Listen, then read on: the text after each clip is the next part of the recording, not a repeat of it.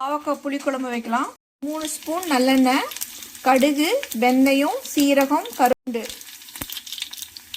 வெந்தயம் சீரகம் ரெண்டையும் தூள் பண்ணி போட்டிருக்கேன். கூடவே சின்ன வெங்காயம் போட்டுக்கலாம்.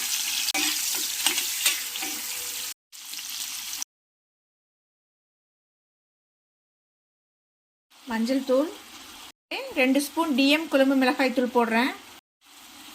பாவக்காயும் போட்டுடலாம். புளி திக்காக ஊற்றணும். அப்போ தான் பாவக்காயோட கசப்பு தெரியாது.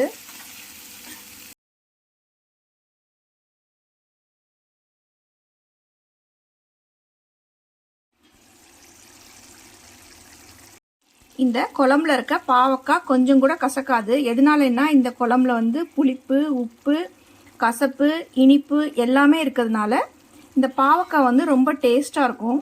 இந்த குழம்பு 2 நாளைக்கு கூட நீங்கள் வெளியிலேயே வச்சு சாப்பிட்லாம். ரொம்ப டேஸ்ட்டாகவும் நல்லாவும் இருக்கும். என்னோட சமையல் பிடிச்சிருந்துச்சுன்னா என் பேஜை ஃபாலோ பண்ணுங்கள். இதே மாதிரி சமையல் பண்ணி சாப்பிடுங்க. புளிக்குழம்பு ரெடி ஆயிடுச்சு.